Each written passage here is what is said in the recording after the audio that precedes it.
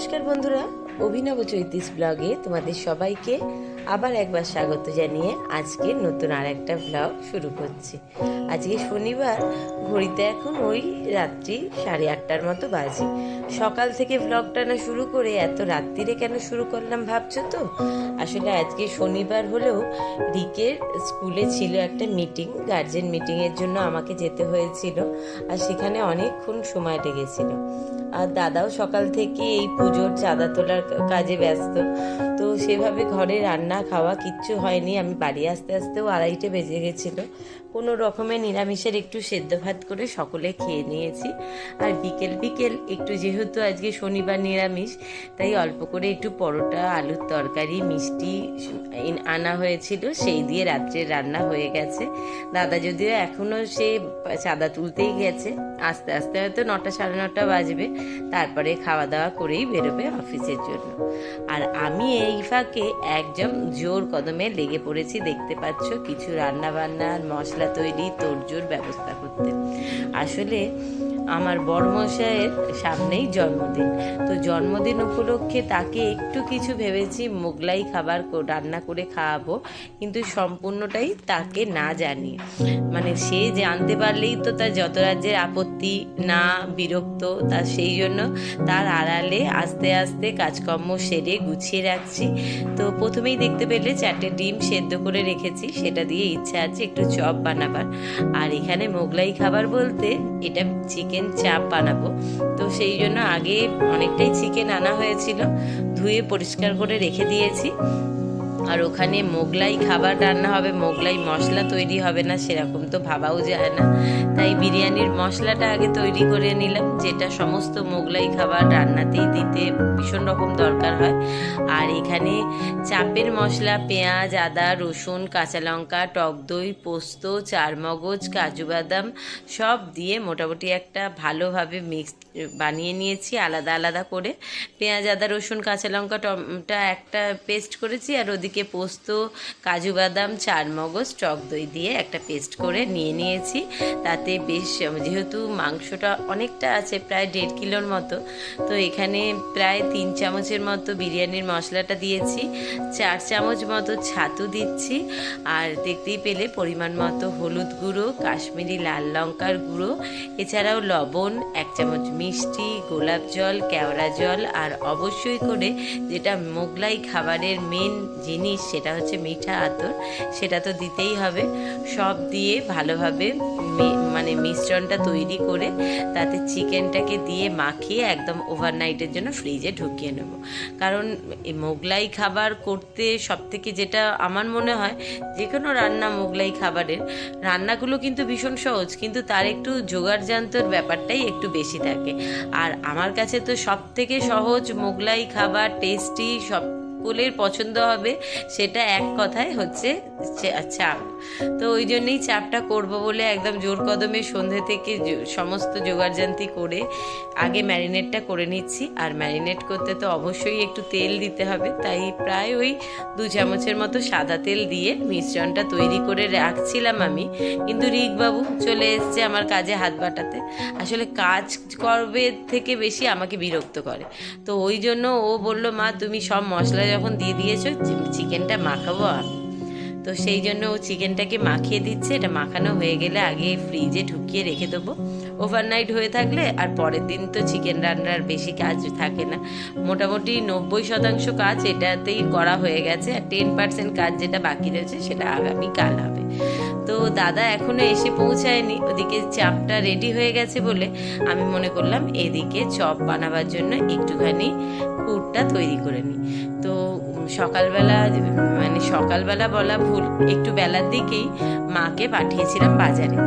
তো মা থাকলে যেটা সুবিধা হয়, কারণ আমি বাজারে যেতে গেলেই তো দাদার 1000 রকম প্রশ্ন, কেন, কি আনতে যাবে, কি করবে, কি লাগবে, আমাকে বলো, আমি এনে দিয়ে যাচ্ছি। তো সেই জন্য মাকে একটু পাঠিয়েছিলাম। সকালবেলাই বাজার থেকে একটু চিংড়ি মাছ আনিয়ে রেখেছিলাম, আর সকালবেলাই এগুলো মাকে দিয়ে বাছিয়ে পরিষ্কার করে রেখে দিয়েছিলাম। একটু লবণ হলুদ মাখিয়ে রেখেছি। এই যা এখন 2খানা চন্দ্রমুখী আলু একটা সিটি দিয়ে নাবিয়ে সেটাকে একটু গ্রেটারে সুন্দর করে গ্রেট করে রেখেছি। সেদ্ধ করা আলু যেহেতু গ্রেট করতে একদমই অসুবিধা হয়নি। আর এখন কড়াতে একটু বেশি পরিমাণে তেল দিয়েছি, প্রায় 4-5 চামচ মতো তেল, সর্ষের তেলই দিয়েছি। তাতে মাঝারি সাইজের একটা পেঁয়াজ একদম খুব ঝিরিঝিরি পাতলা পাতলা করে কেটে, একটু কুচনো কাটা আর কি, সেটাকে একটু হালকা লাল করে ভেজে নেব। আর ওদিকে মিক্সির জারেতে প্রায় 15-20 কোয়ার মতো রসুন, 1 ইঞ্চির একটু কম বেশি আদা, 4-5টা কাঁচা লঙ্কা আর 2টো মাঝারি সাইজের পেঁয়াজ একটা মানে পেস্ট করে বানিয়ে রেখেছি। তো এই যে মিক্সির মধ্যে রয়েছে।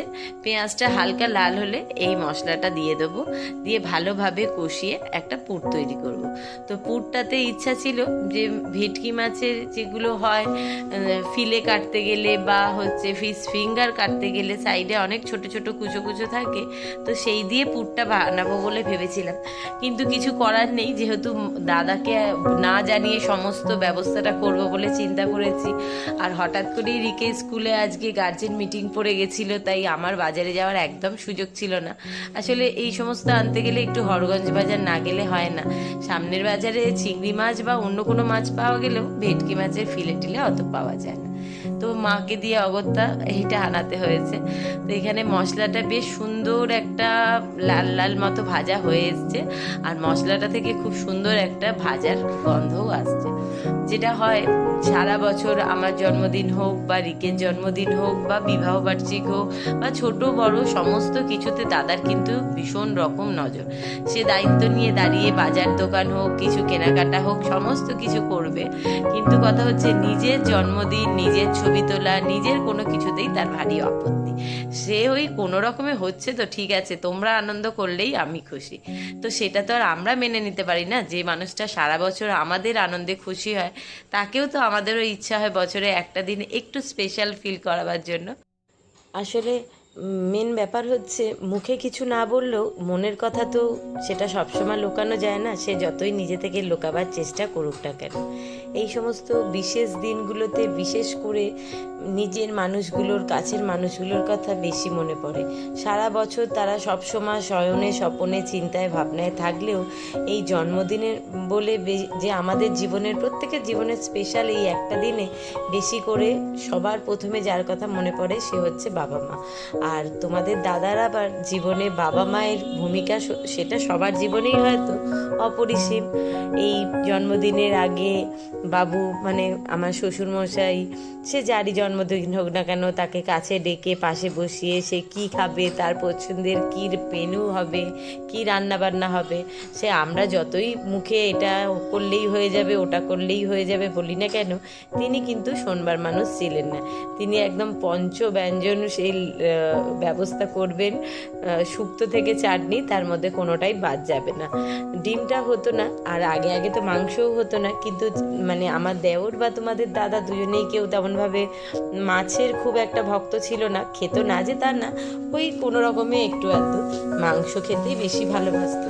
তাই মাছ মাংস সব কিছু রান্না হতো, আর সেগুলোকে আমার শাশুড়ি মা পরম যত্নে নিজের হাতে করে, আর সত্যি উনি রান্নাতেও দারুণ সুন্দর পারদর্শী ছিলেন।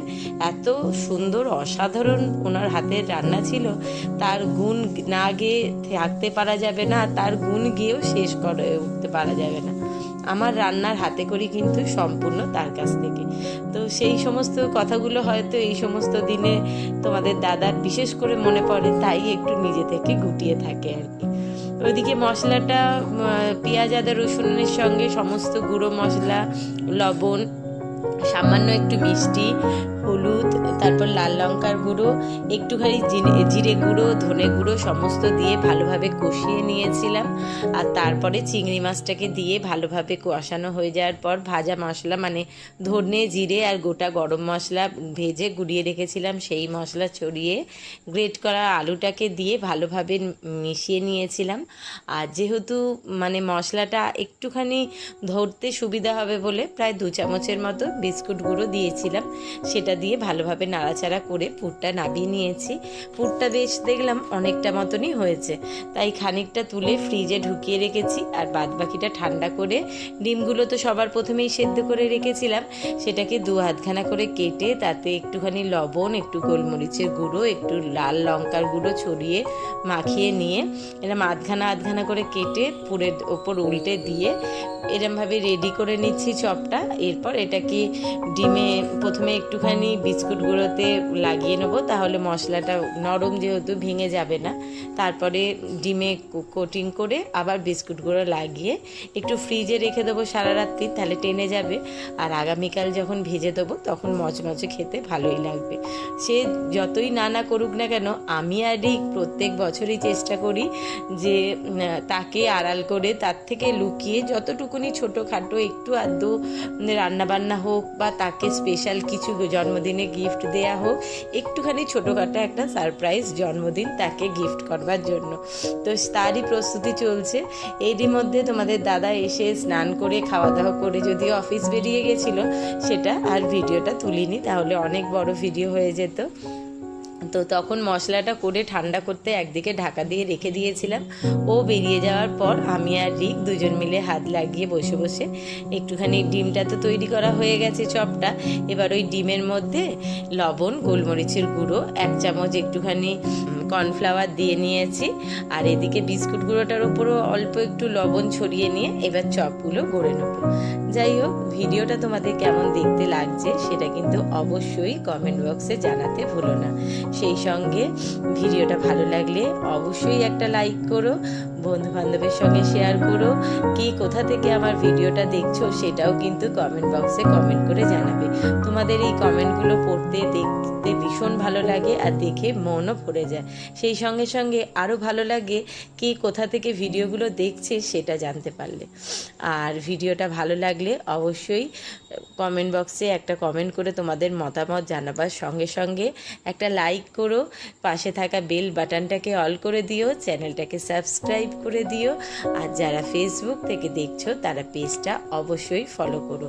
তোমাদের এই একটা লাইক, একটা কমেন্ট, একটা সাবস্ক্রাইব বা একটা ফলোই আমাদের মতো ছোট ছোট ইউটিউবারদেরকে নতুন জীবনে এগিয়ে যাওয়ার পথ দেখাবার দিশা জাগায়। আর সেই সঙ্গে আরও একটু ভালো লাগে যে না, আমার মতো সাধারণ ঘর সংসারী মানুষরা যারা নিত্য দিনের নিজের সংসারের কাজকর্মে ব্যস্ত থাকি, তাদের থেকে একটু সময় আদায় করে নিতে পারছি। তো চলো, আজকের ভিডিওটা এখানেই শেষ করলাম। সকলে ভালো থেকো, সুস্থ থেকো, সাবধানে থেকো। খুব শিগগিরই নতুন আর একটা ভ্লগ নিয়ে ফিরে আসবো।